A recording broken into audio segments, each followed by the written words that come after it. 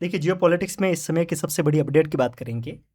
अभी पाकिस्तान के अंदर करीब 12 के आसपास लोग मारे गए और ये लोग मारे क्यों गए? क्योंकि यूएस की आर्मी ने अटैक किया और इस फायरिंग के अंदर पाकिस्तान के करीब 12 लोग मारे गए। पूरी स्टोरी को समझेंगे आखिर जियोपॉलिटिक्स में चल क्या रहा है। वैसे तो आपको सुबह से पता होगा कि वर्ल्ड में हो क्या रहा है। ईरान, यूएस और इजराइल, ये तीनों देश आपस में लड़ रहे हैं। लड़ने की वजह क्या है, ये वॉर क्यों शुरू हुआ, क्या प्रॉब्लम है, उसके ऊपर अपन एक लंबा वीडियो करेंगे और उसमें डिटेल में अपन समझेंगे कि आखिर ये प्रॉब्लम है क्या। यहाँ पे हम मेनली बात करते हैं जो कराची में अभी जो मामला देखने को मिल रहा है। पूरी स्टोरी को जानते हैं, सुबह से हुआ क्या है। आज ईरान के लीडर जिनका नाम है खेमानी, अयतुल्ला खेमानी, जिसको हम ईरान के सुप्रीम लीडर के नाम से भी जानते हैं, ये इस वॉर के अंदर मारे गए। अगर अपन बात करते हैं अयतुल्ला खेमानी की, तो ये सिया ग्रुप से बिलोंग कर रहे थे। जैसे कि आपको पता होगा कि इस्लाम के अंदर इस्लाम यानी कि मुस्लिम के अंदर दो सेक्ट बटे हुए हैं, सिया और सुन्नी। जो खेमानी साहब थे, ये सिया पॉपुलेशन के लीडर के तौर पे थे। पाकिस्तान में अगर अपन बात करते हैं तो सिया पॉपुलेशन की करीब सेकंड लार्जेस्ट पॉपुलेशन है। करीब करीब 3 से 4 करोड़ लोग सिया पॉपुलेशन के पाकिस्तान में देखने को मिल जाएंगे। सबसे ज़्यादा सिया पॉपुलेशन कहाँ पे है? ईरान में, सेकंड पे पाकिस्तान और थर्ड पे इंडिया।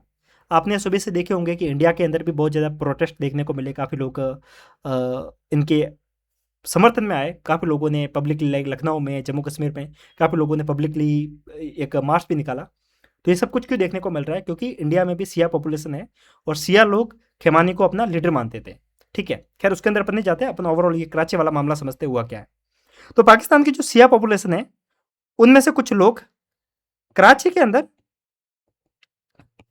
अमेरिका की जो एम्बेसी है उसका एक ऑफिस बना हुआ था, उस ऑफिस के बाहर आते हैं और स्लोगन लगाने शुरू करते हैं, नारेबाजी शुरू करते हैं। उनको लगता है कि इसके ऑफिस के अंदर कोई है नहीं, फालतू में नारेबाजी कर रहे हैं। नारेबाजी तक ठीक था। यूएस ने भी सोचा, यूएस की जो एम्बेसी है उन्होंने भी सोचा ठीक है, नारेबाजी कर रहे हैं, नारेबाजी करके चले जाएंगे। पर कहानी यहाँ पे थमती नहीं है। ये लोग क्या करते हैं कि इनको अंदर घुसने की चुल मच जाती है कि अपन क्या करेंगे, अपन एम्बेसी के अंदर जाने की कोशिश करेंगे। और अगर आपने वियना कन्वेंशन पढ़ा है, वियना कन्वेंशन के अंदर सीधा सा प्रोटोकॉल है कि जो एम्बेसी का ऑफिस है वो उस कंट्री का एज ए टेरिटरी की तरह ट्रीट किया जाएगा। समझते हैं कैसे? फॉर एग्जाम्पल, भारत के अंदर अगर अमेरिका की कोई एम्बेसी बनी हुई है, तो जहां पर भी ये एम्बेसी बनी हुई है, छोटा सा जो भी एरिया होगा, कुछ एकड़ में जो फैला हुआ ये एरिया है, ये एरिया भारत का एरिया है ही नहीं। इसको एज ए अमेरिका के टेरिटरी के रूप में ट्रीट किया जाएगा और ये वियना कन्वेंशन में लिखा हुआ है।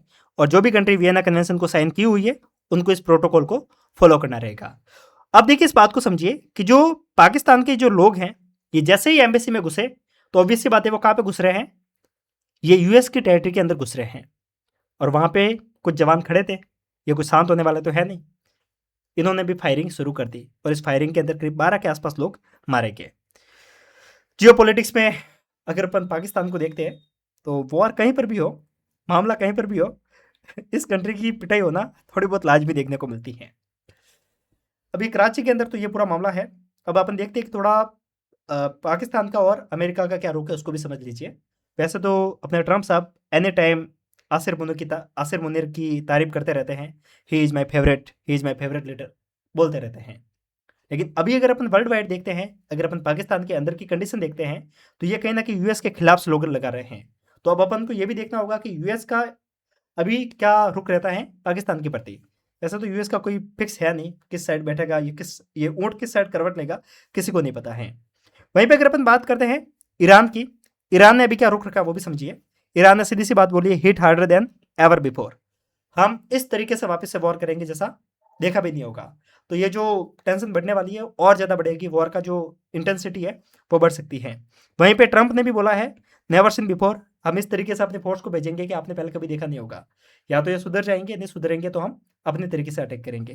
तो दोनों कंट्री आपस में अपना अपना रुख रख रही है। वहीं पर अगर अपन बात करेंगे नेतन्याहू की, तो इसराइल की, तो इसराइल ने भी अपना स्टेटमेंट सीधा सा बोला है।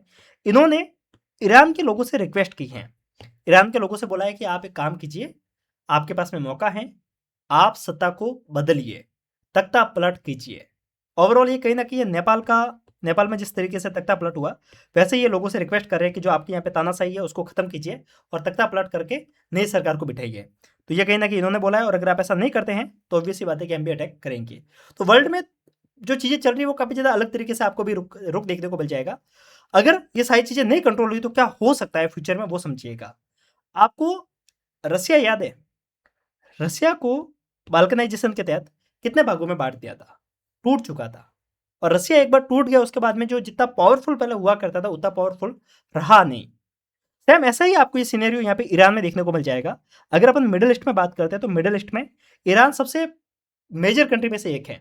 अगर अपन आज के समय में मिडिल ईस्ट की पावरफुल कंट्री की बात करते हैं तो उसमें कौन कौन है?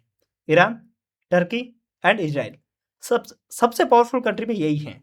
अगर अभी यूएस का जो सीन रहेगा वो कुछ इस तरीके से रहेगा कि वो ईरान को तोड़ने की कोशिश करेगा, छोटे छोटे पार्ट में तोड़ देगा, जिसके अंदर एक कोर्स को अलग देश दे सकते हैं, बलूच के लिए अलग देश बना सकते हैं, और इस तरीके से ये कंट्रीज को अलग अलग पार्ट में डिवाइड कर सकते हैं।